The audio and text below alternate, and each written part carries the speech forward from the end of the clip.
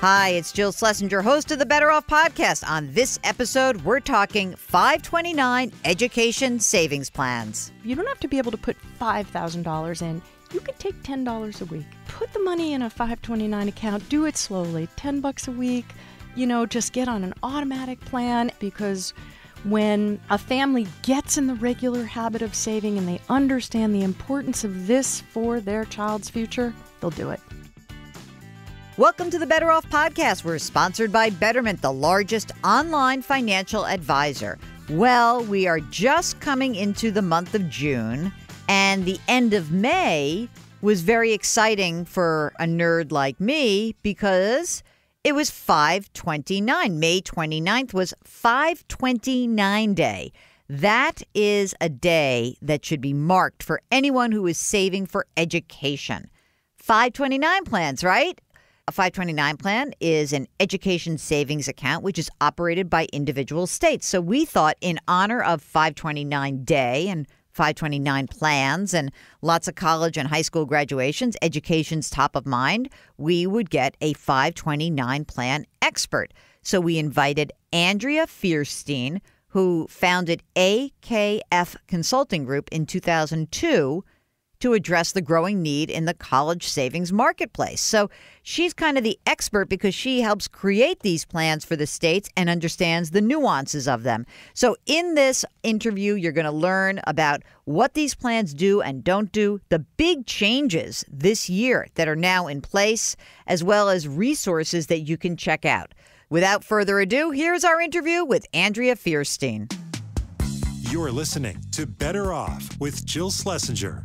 Okay, we are recording an interview on May 29th, fondly known to those of us in the know as 529 Day. And in honor of it being 529 Day, we have a 529 education savings plan expert. Her name is Andrea Feirstein. She is the founder of AKF Consulting Group, and she has immersed herself in the college savings marketplace. You are now the go-to source for unbiased expert advice on all aspects of 529 plan design and administration. But you happen to know a little bit about the people who use the plans, right? I do. I think that I do. Welcome to the show, Andrea. How are you? I'm great, Jill. Thank you for having me. So here's how we start every program. It's a finance program, personal finance. Yep. Best financial decision you've ever made? Wow, that's a really good question. Best financial decision I ever made was probably to put myself through law school, interestingly enough. At the University of Virginia, fancy pants. At UVA, yeah. I used to have a good basketball team. But I think the next best financial decision I've made, and I'm really proud of it, is that I've funded 529 accounts for a lot of people's children. Really? Do you have kids yourself? I do. I have 2 kids. And are they college age, or are they? My second one is graduating from college next week. Wow. Fully funded on a 529 account, and my daughter as well. But I also am very lucky because I have an in-law who never went to college who fully funded the 529 accounts for 8 grandchildren. Oh, my gosh. That's wonderful. It's funny. When I was a financial planner 100 years ago, and I remember, when did a 529 plan become available? Was it in the late 90s? Yeah, the 529s as we know them today, right? In the late 90s, 1997 Tax Act. So I remember this happening, and the first application that we had for it was taking wealthy clients and saying, here's a great way to give away a ton of money and fund education at the same time. So that was like the first iteration that we were dealing with the older people, and then people started using them to accumulate. At the time, I have to say, I thought they were such a great deal that there would be no way that they could continue. How did you experience the 529 plan landscape? How did you get involved in this? So interesting. So I come from a municipal background, and a number of my clients in the late 90s were starting 529 plans. So people like treasurers of states, And they would come to me and they would say, can you help us? I was at Smith Barney at the time, and I didn't know the first thing about asset management. But the firm finally decided that they wanted to get involved in this field. They had to do it because people, professional financial advisors needed to help their clients use this brand new product.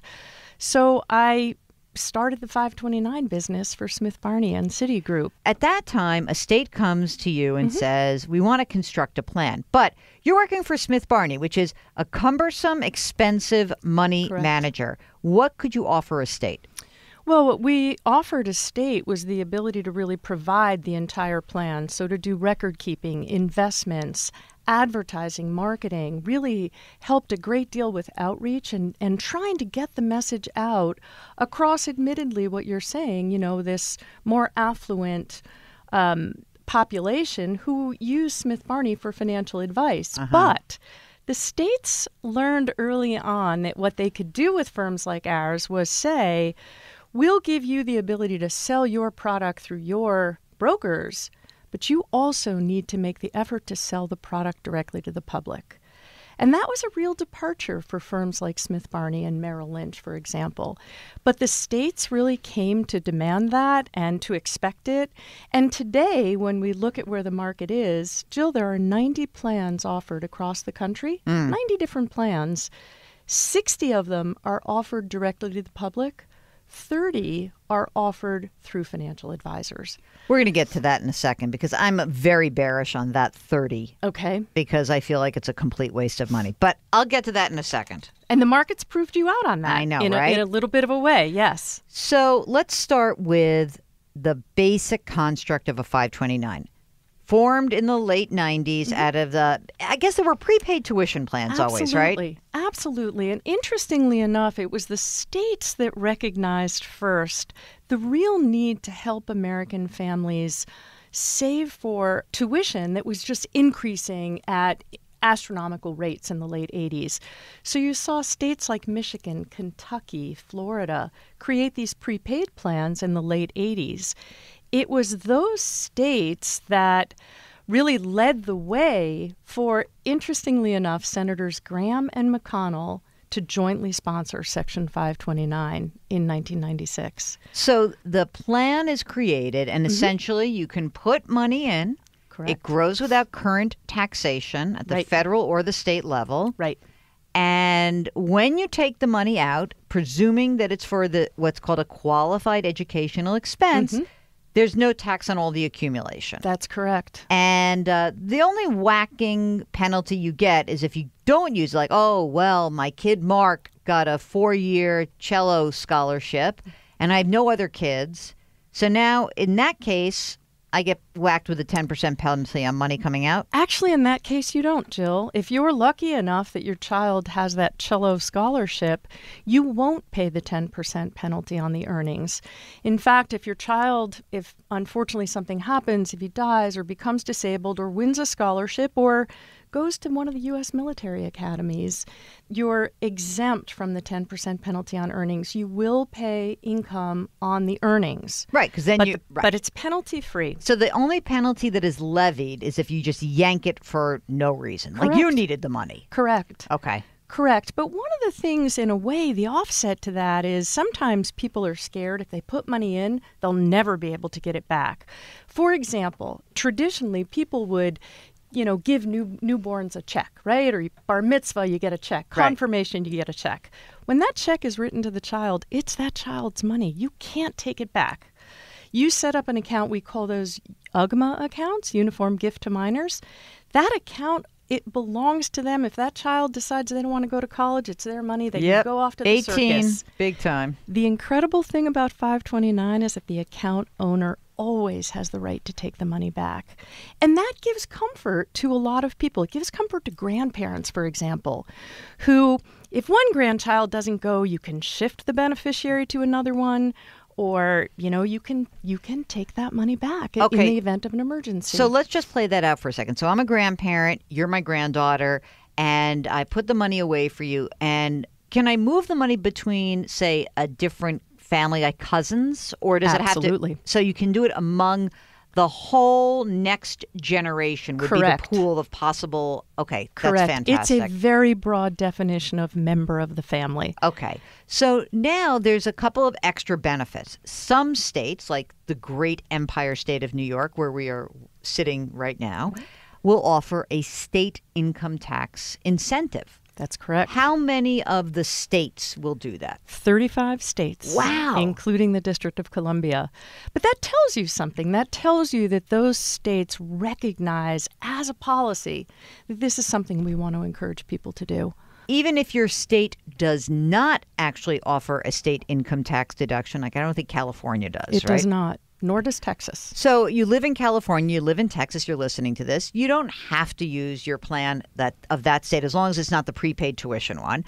If it's the college savings plan, then you can go to any other state. Correct. And there's no residency requirement. That's correct. And there's no restriction on where your kid could go to school. That is absolutely correct. But can I add one thing? Sure. Just for those listeners in Yeah. California and Texas, I would tell them, even though you don't get a state tax benefit, look at your state plan because there may be other benefits. For example, you may get protection in bankruptcy from creditors. Your account may be protected within that state. Your account may be exempt from financial aid considerations by the financial aid entity in your state. Oh, that's interesting. Yeah, another good example, which is sort of a fun one, New Jersey. If you've saved for 5 years in the New Jersey plan, you may be eligible for a $500 scholarship from the state of New Jersey. It's really worth it, even if there's not a straight tax deduction or tax credit. It's worth it to always start with your home state first. Do you still do consulting for all these different states? You're doing for the administration side. So I can't have you trash a plan from a state because it could be a client, right? It could be. Okay, let me tell you. Let me do it then. But give me the story. Okay. So there I am. I was with friends of mine who had young kids, and the husband says to me, oh, this is probably in early 2000s. Oh, my guy at da-da-da investment firm told me to invest in a 529 plan. What do you think? I said, oh, I love them. They're so great. Fantastic. It's a New York State resident. Mm-hmm. I said, so great. Fantastic. I said, so you know about the state income tax deduction? And he said, what? Yeah. And I said, the state income tax deduction. He said, how could I get a state income tax deduction? I didn't know about that. I said, wait a second, what plan are you invested in? He said, I'm invested in the Rhode Island plan. Now, I happen to have done business in Rhode Island, and I knew for a fact that plan sucked.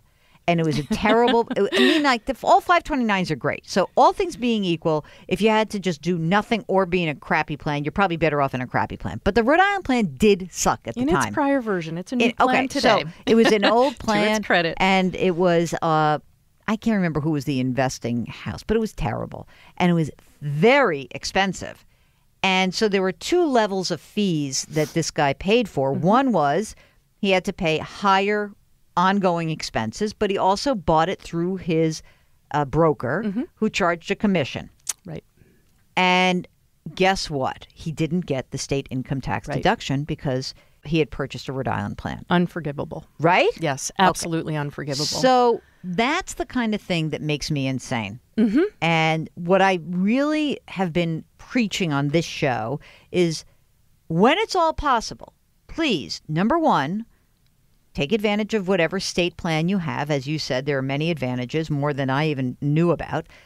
And number two, try to go direct because there is no real benefit. I mean, I get that some people would say, like, oh, I just want my guy to do it. I just want my gal to do it. I just want, I don't want to actually, but in essence, it's just not that hard to open up an account. One of the greatest misconceptions about 529 is that it's so complicated and I don't understand investments. I really, I don't know where to begin. And it's kind of like a deer in the headlights a little bit. But the reality is, Jill, the greatest thing that I see from the landscape perspective when you talk about where I began and where we are now, in the early 2000s, I would tell you probably till about mid-2000, 60, maybe 70% of the assets and accounts were sold through brokers, selling plans just like the one in Rhode Island to people who were living in New York. forsaking a $10,000 tax deduction for a married couple in New York, one of the highest tax rate states in the country. But something started to shift.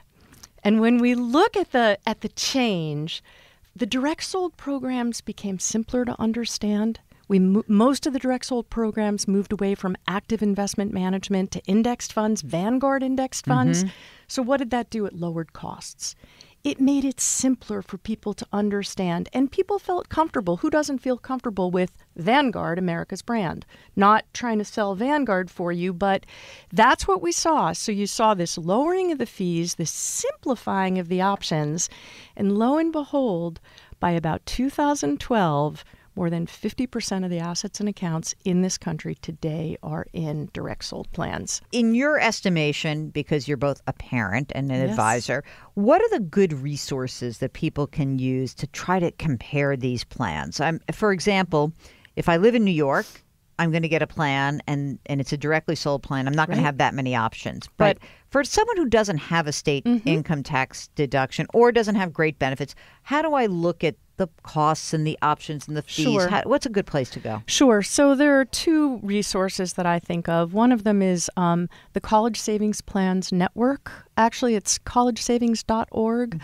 You know, that is the association of all of the plans in the country and all the plan administrators and the providers. And they have a comparative tool on their website that you can compare features. And, you know, you can look at your plan in your state and then pick a number of other plans. Savingforcollege.com is always a go-to source. But I would look at theirs. They have a very good comparative tool. But then I would go look at the underlying documents and just make sure that... Because that's fun. Yeah, that's a lot of fun. That's so awesome. When you can't sleep at night. Right. And I'm worried anyway about my life. Yeah. This is a good time to do it, right? Exactly. And, you know, interestingly enough, and you've pointed this out in the past, I think FINRA, you know, the regulator for broker-dealers around the country actually has a comparative tool. And if you really want to get into the weeds, you could go to the SEC website as well. But I mean, stay away from that. What could be more fun than that? So as you look at this, we have the plans themselves, the state-level plans. What if you do live in a place where you can do prepaid tuition? My high school boyfriend, John, lives in Florida, and he did one of these prepaid tuition plans. Yeah. He's so psyched. He's the like, mother of all plans. He literally said to me, it's the best thing that ever happened to me. Can you explain what some of those plans are like and how they work? Sure. First of all, there are only 12 prepaid plans that are open to the public. 11 of those are run by states, but one of them, interestingly enough, is run by a consortium of about 285 private colleges. Really? So it's a private college option, which is kind of interesting because I look at the breadth of universities and institutions in that plan, and my goodness, there's got to be a school for somebody in there if you want to prepay a tuition plan. So I mean, the schools range, for example, from Duke to Princeton to I think it's WashU may also be a part of it. Which is very problematic because no one can get into these schools. Well, that's true, too. I acknowledge that. But it's hopeful. It's aspirational. Yes. So we want to think that our 2-year-old is going to go there. So that's an interesting one. But going back to the state ones, which is what you asked about initially, 11 states run plans. The downside, let me start with the downside, not wanting to be negative. The downside is if your child doesn't go to one of the schools in your state, you can get your money back, but you may lose the benefit of the bargain. What you're counting on when you go to the university, you enroll in the Florida plan, is that if your child goes to the University of Florida, Florida State, or any number of public institutions in that state, your tuition bill is covered. You've prepaid it, you're done. If you don't go, then you're going to get a redemption value, like a refund value. Every state calls it a different thing, just for yucks, to make it easy to understand all of them. And you have to understand what that's going to be. So, for example, in the state of Virginia, fabulous public schools. If you take your money out of your prepaid plan, you're going to get back a commercially reasonable rate of return, which is often a money market rate of return. Oh. You pull your money, you decide not to go to one of those private institutions in the private college plan, you'll either get 2% earnings or 2% loss in earnings. There's a up to, down to cap on what you get. So what I always say to people is if you have great public schools in your state, it is a fabulous option. But just beware that you may not, if your child is lucky enough to get out and go to Duke or Harvard or wherever it is, you're not going to get the full tuition equivalent of what you might have gotten at that great state school. Interesting. You're going to get some value. And as I said, it drives me a little crazy. Every one of these plans defines it differently. There's a nuance to every plan. This is Better Off with Jill Schlesinger. We'll get back to our interview with Andrea Feirstein in just a minute. You know, when you're thinking about your overall financial life, I know that we're talking about saving for college right now, but I am one of those people who really does believe that it's more important for you to be focusing on the goal of retirement than education. I mean, if you can do both, great. But just in case you're not sure and you're looking for some guidance, maybe you want to check out our sponsor, Betterment, the largest online financial advisor. Betterment's mission is to help their customers make the most of their money. How do they do that? They take lots of complex investing strategies and use technology to make those strategies more efficient. If you really don't know what should be coming first, education, retirement, paying down debt, they have access to unlimited personalized advice from licensed experts. You are a Better Off listener, and that means you can get up to 1 year managed free at Betterment. All you have to do is visit betterment.com/betteroff. That's betterment.com/betteroff. And now back to our interview with Andrea Feirstein. Let's get into a little bit of some of the changes that have occurred after we had tax overhaul or tax changes, I should say. As of 2018, you can now pull up to $10,000 a year out for K through 12, private, parochial, charter school, whatever the expenses are that are qualified. Was this a surprising development that you saw? Yes, I would have to say that it was. And I also want to be clear that it is tuition only. Right. So what's interesting, there's another savings vehicle out there, which I know you've talked about in the past, Coverdell accounts. You could use a Coverdell account. You could always use a Coverdell for K through 12 expenses beyond just tuition. It could be for uniforms. It could be for books, for transportation. But you can only put $2,000 in a year? Only $2,000 in, and there's an income limitation. So interestingly enough, what they've done now is they've said in 529 you can go to $10,000, which is way more than you could do on the Coverdell. No income limit, but it's tuition only. Now, here's the nab about it, though. Not every state has agreed to recognize it. Yeah, what's up with that? Yeah. I don't get that. So has New York agreed to? Or they no? have not. Okay, so you're in New York, and before you pull that money out to pay for Spence or Chapin or wherever you're sending your lovely lady, your lady child, what do you do? Should you just don't do it? Essentially. Well, I think I would probably call the state program and ask them what they'll do, because what's going to happen, your earnings, you have a right to take it out from a federal tax perspective. Nobody can tax the earnings on that withdrawal when you take it out, but it's the state that's going to differ. And what the state of New York has said is we haven't decided what we're doing. We're not going to treat it as qualified. So the other complication in a state like New York, as we talked about the New York tax benefit, is that in those 35 states that offer tax benefits, usually if you make a non-qualified withdrawal, you have to realize that withdrawal as ordinary income. Oh. So a little unclear here in New York, given that it's not qualified, if you take that money out and you put it in and took a state tax deduction when you put it in. Not good. You're going to have to recapture that. That's so interesting.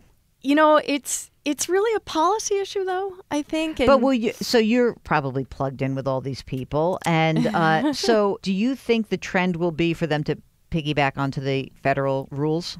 It depends on how vocal the public is. I really think that's what it'll be. I think the states that haven't embraced it yet or are holding back because of the potential hit on the tax base right? Like Illinois, Iowa, New York, big hit on, it's a big tax expenditure. If you think people are going to start putting money in, like December 31st to take the tax deduction and then yanking it out January 5th to pay the tuition bill, right? You've lost a lot of money.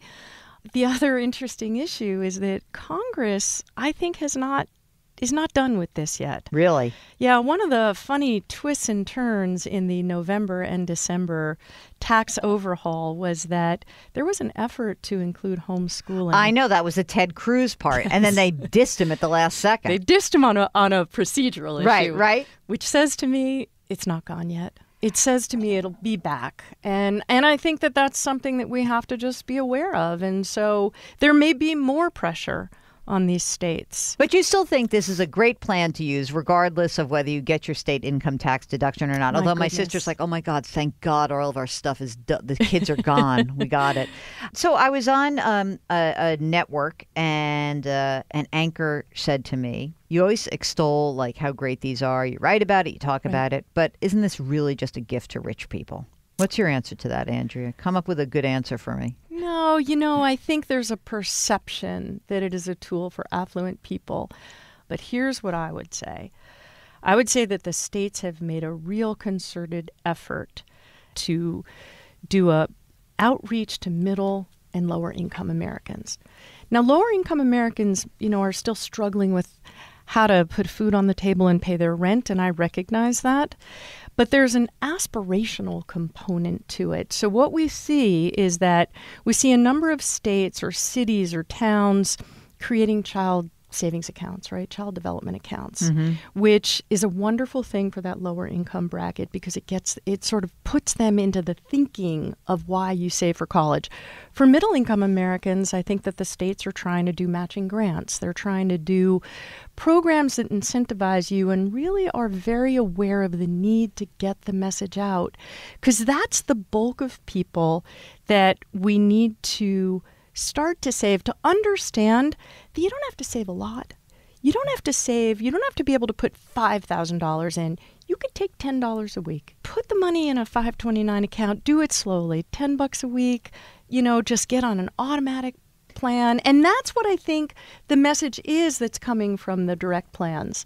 They're trying to get that message across because one of the things we see is that when a child knows there's money there to go to college, they think differently about it.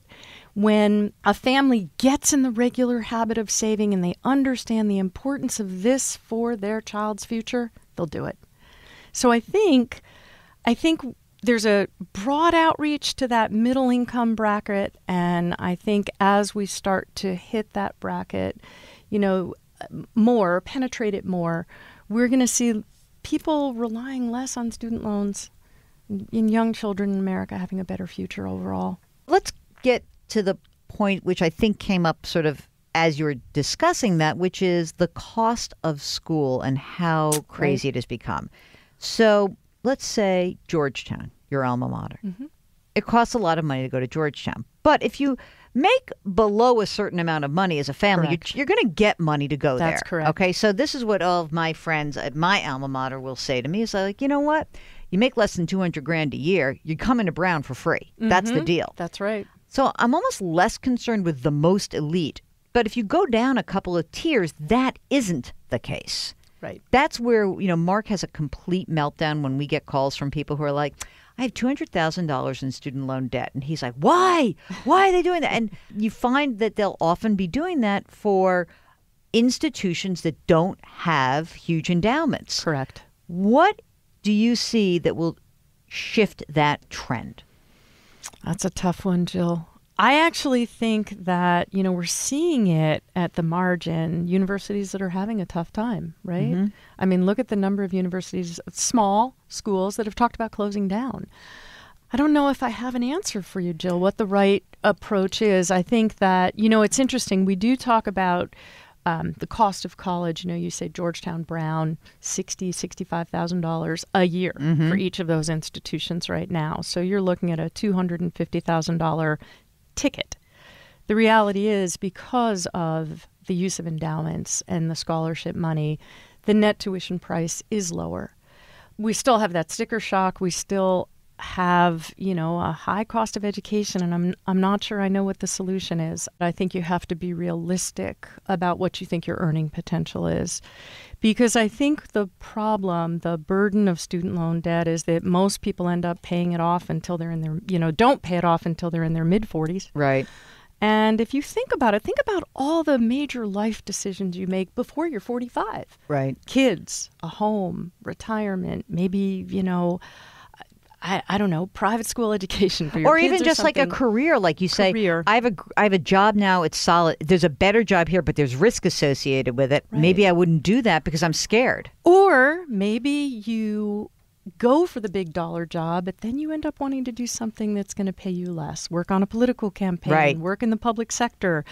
Work in the non-for-profit sector. If you have this cloud over you of student loans, it impedes your ability to make pure decisions, I think. And really, I think the downside, is that it may force you to delay choices that you would otherwise make for the benefit of your whole life. And actually, I would tell you that when I do talk to groups of people, groups of individuals, while I spend a lot of time talking to administrators, I get out and talk to people who really use the end product. And what I tell people is that you have to look at it like a pie. And there's a lot of different slices. So yeah, there's a role for student loans if that's going to make the difference. Right.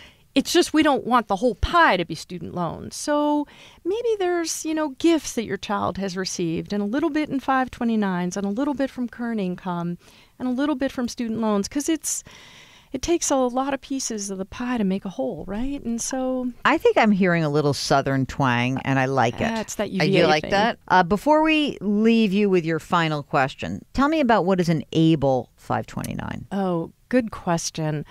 So an ABLE account, it stands for Achieving a Better Life Experience. It's actually section 529 capital A of the code. So it's one after 529. It originally was supposed to be part of 529, and Congress in its wisdom said we're going to make it a separate section. Anyway, it operates exactly like a 529. Earnings will grow tax deferred. Earnings are tax free when you take it out and use them for qualified disability expenses. It is created for people with disabilities. And what it is that it gives you the ability, if you receive public government funding, it gives you the ability for the first time in your life to collect or amass up to $100,000 in assets without jeopardizing those Social Security benefits. That's the key to ABLE. And so that would obviate the need for some people of like that special needs trust that people would establish sometimes. Yeah, I mean, I think you still have that special needs trust that's out there probably for the long run. Right, right. But what it enables kids to do, or people with disabilities to do, is it enables them to have a job, to have assets, to... Side story, the first account opened in the country was opened by a young woman with Down syndrome in Ohio. We advised the state of Ohio, first plan out in the country. And what the young lady said and her dad said is that for the first time, my daughter will be able to have a job. She will feel empowered. And so for people with disabilities who receive Social Security benefits, you could never do that before because there's a strict asset test. Right. So what Congress did is they said, we're going to let you save $100,000, for the first time without jeopardizing those benefits. So a couple of downsides to ABLE is that the disability had to be diagnosed by the time you were 26. Oh. So that cuts out a fair number of people. Traumatic injuries, potential military people. So the industry is fighting to get that changed to 46. You can only have one ABLE account. So unlike 529s, where a kid could have many accounts, you can only have one ABLE account. And you can only put $15,000 a year in it. But just the same, the initiative itself is such a significant initiative for this very compelling set of beneficiaries in America. So that's a good story about this. It's a good story, yeah. I forgot to ask you one other question. Let me just go back. You can put more than the annual gift limit into a 529 plan. Can you explain that? Sure. And actually, when you referred to your early days in 529, where it was for wealthy people, that was one of the things that was promoted by a lot of financial advisors. 529 plans are the only vehicle that I know of where you can gift up to 5 years of gifts at one time. Today, where you can gift $15,000 or $30,000 as a married couple, you can actually give up to $150,000 as a married couple. And the only thing is you can't give, you have to amortize that over 5 years. So the next 5 years, you will not be able to give a gift above that level. That's just an amazing It's an amazing piece thing. of it. And right? it's what really attracted the big financial advisory firms originally, because they thought this is a great wealth transfer tool. It's an estate planning tool. It also goes back and reaffirms that concept that this is something that's geared to wealthy people. But when you think about it, let's say you're a young couple, you come into a windfall.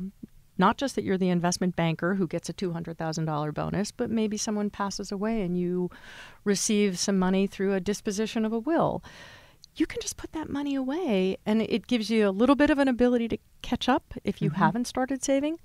So it's something we talk about less now in our effort to try to make this something that's more accessible and understandable. And also since the estate tax limit changed on a federal level. Although, look, if you live in Massachusetts and it's $1 million at the state level, it's still not a bad thing to do. That's right.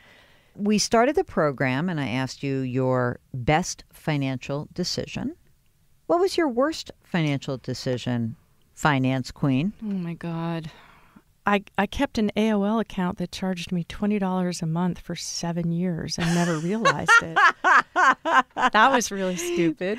I did something stupid recently. I was doing construction on a home and I forgot to turn my cable off while I was doing the construction. So that was pretty stupid. And my builder's like, what kind of idiot does that? I was like, raising my hand. I'm like, oh, I did that. Yeah. Well, I will also tell you I left money in one of my kids' accounts, my 529 account. I mean, I never advised my mother-in-law to change it to something less than 100% equity. And both my kids are through college, and so that was not necessarily the smartest thing. So I always say to people, do as I say, not as I do. I know. Well, I can't thank you enough. Happy 529 Day, Andrea Feirstein. You are fantastic. Thank you so much. Thank you, Jill. Thanks so much to Andrea Feirstein. Don't forget, we drop new episodes of Better Off every Tuesday and Thursday.